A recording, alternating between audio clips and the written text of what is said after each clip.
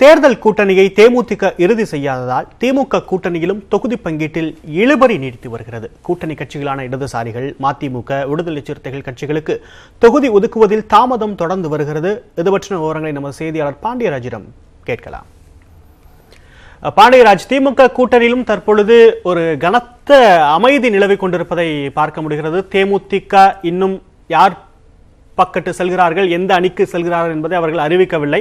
அதனால் இந்த கனத்த அமைதி நிலவுவதை நம்மால் புரிந்து கொள்ள முடிகிறது. இதை கூட்டணி கட்சிகள் எப்படி பார்க்கறாங்க, விசிக எப்படி பார்க்கறாங்க, மதிமுக எப்படி பார்க்கறாங்க, இந்த சிக்கலை எத்தனை நாளுக்குள்ள தீர்க்கணும் அப்படிங்கிற ஒரு தீர்க்கமான முடிவு எடுக்கப்பட்டிருக்கா?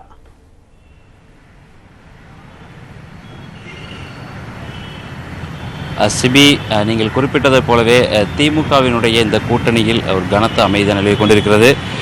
வருகின்ற 17வது மக்களவைத் தேர்தலுக்கான கூட்டணிக்கான தொகுதி பங்கீடை உறுதி செய்ய முடியாமல் திமுக தொடர்ந்து தாமதித்து வருகிறது. இதற்கு மிக முக்கிய காரணமாக தேசிய முற்போக்கு திராவிட கழகம் தன்னுடைய நிலைப்பாட்டை தற்போது வரை அது தெளிவாக குறிப்பிடாத காரணத்தினாலேயே. ஏனென்றால் தேமுதிக கட்சி தொடர்ந்து மறைமுகமாகவும் ஒரு சிலர் நேரடியாகவும் அதிமுக, திமுக உள்ளிட்டவர்களிடம் தொடர்ந்து பேச்சுவார்த்தையில் ஈடுபட்டு வருகிறது.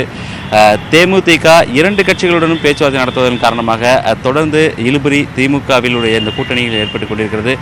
குறிப்பாக கடந்த 20ஆம் தேதி தொடங்கிய தொகுதி பங்கீடு குறித்த பேச்சுவார்த்தையானது 22ஆம் தேதி வரை நீடித்தது. அதில் காங்கிரஸ் மற்றும் இந்திய யூனியன் முஸ்லீம் லீக் கட்சி மற்றும் கொங்கு நாடு மக்கள் தேசிய கட்சிக்கு தொகுதிகள் ஒதுக்கி உடன்பாடு எட்டப்பட்ட நிலையில் பிற மிக முக்கியமான கட்சிகளான மறுமலர்ச்சி திராவிட முன்னேற்ற கழகம், விடுதலை சிறுத்தைகள் கட்சி, மார்க்சிஸ்ட் கம்யூனிஸ்ட் மற்றும் இந்திய கம்யூனிஸ்ட் கட்சியினுடைய தொகுதி பங்கீடு ஆனது இன்னும் உடன்பாடை எட்டவிடவில்லை.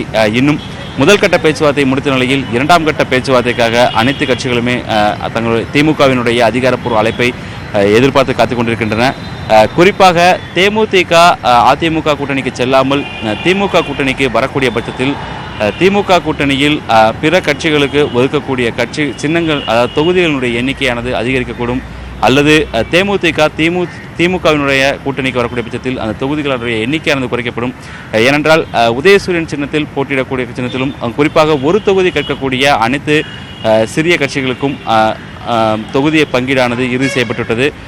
குறிப்பாக விடுதலை சிறுத்தைகள் கட்சி, மதிமுக, மார்க்சிஸ்ட் மற்றும் இந்திய கம்யூனிஸ்ட் கட்சிகள் தலா 2 மற்றும் 3 தொகுதிகளை தங்களுடைய விருப்பப்பட்டியலாக இங்கே மனுவை கொடுத்து திமுகவினுடைய அழைப்புக்காக காத்துக் கொண்டிருக்கின்றனர். இதன் காரணமாகவே இந்த தொடர்ந்து தாமதமானது நீடித்து வருகிறது. தேமுதிக தன்னுடைய நிலைப்பாட்டை இறுதியாக தெரிவிக்கக்கூடிய பட்சத்தில் இந்த அமைதியானது விலகி திமுகவினுடைய இந்த தொகுதி பங்கீடு பேச்சுவார்த்தையானது மீண்டும் வேகம் எடுக்கும். சிபி, பாண்டியராஜ், உதயசூரியன் சின்னத்தில் போட்டியிடக்கூடிய கூட்டணி கட்சிகளுக்கு எந்த சிக்கலும் இல்லை. அவர்களுக்கான இடப்பகிர்வு என்பது நடந்து முடிந்து விட்டது. இப்ப இருக்கக்கூடிய பிரதான கட்சிகளாக விசிக, மதிமுக, இடதுசாரிகள் இந்த அடிப்படையில் பார்க்கும் பொழுது காங்கிரஸ் தேமுதிகவிற்காக தங்களுக்கான 10 இடங்களில் கணிசமான இடத்தை விட்டுக் கொடுப்ப தயாராக இருக்கு அப்படிங்கிறது கடந்த சில தினங்களாக வந்துட்டு இருக்க செய்தியா இருக்கு. அதே போல மற்ற கூட்டணி கட்சிகள் விசிக, மதிமுகவும் தேமுதிகவிற்காக தங்களுடைய பிடியை விட்டுக் கொடுப்பார்களா? அவங்க அதை எப்படி பாக்குறாங்க?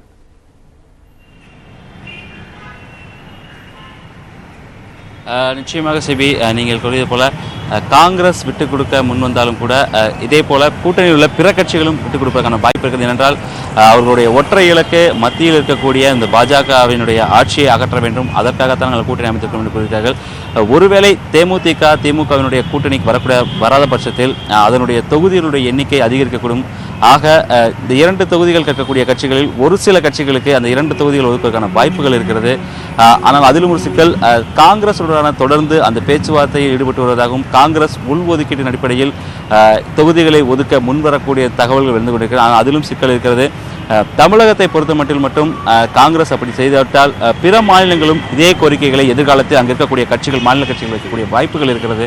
இதன் காரணமாக காங்கிரஸ் அந்த தொகுதிகளை ஒதுக்குமா என்பதிலும் கேள்விக்குறி இருக்கிறது. அதே சமயம் கடந்த முறை 15 தொகுதியில் போட்டியிட்ட காங்கிரஸ் கட்சி தற்போது 10 தொகுதியில் மட்டுமே பெற்றிருக்கிறது. அந்த 10 தொகுதிகளிலும் தேமுதிகவுக்கு கூடுதலாக இடங்களை கொடுத்து ஒற்றை இலக்க தொகுதிகளில் காங்கிரஸ் கட்சி போட்டியிடுமா என்பதும் கேள்விக்குறியாகவே இருக்கிறது. சிபி, கண்டிப்பா பாண்டியராஜ், நாம் பொறுத்திருந்து பார்க்கலாம். தேமுதிக எந்த அணிக்கு செல்ல போகிறது? தேமுதிகவை முன்வைத்து இருவரும் கட்சிகளிலும் கனத்த அமைதி நிலவி கொண்டிருக்கிறது. திமுக கூட்டணியிலும் அதிமுக கூட்டணியிலும் நாட்கள் இறுதி செய்துவிடும் எந்த அணியில் தேமுதிக இடம்பெறும் என்பதை, எந்தெந்த கட்சிகளுக்கு எந்தெந்த இடங்கள் என்பதை. விவரங்களுக்கு நன்றி பாண்டியராஜ்.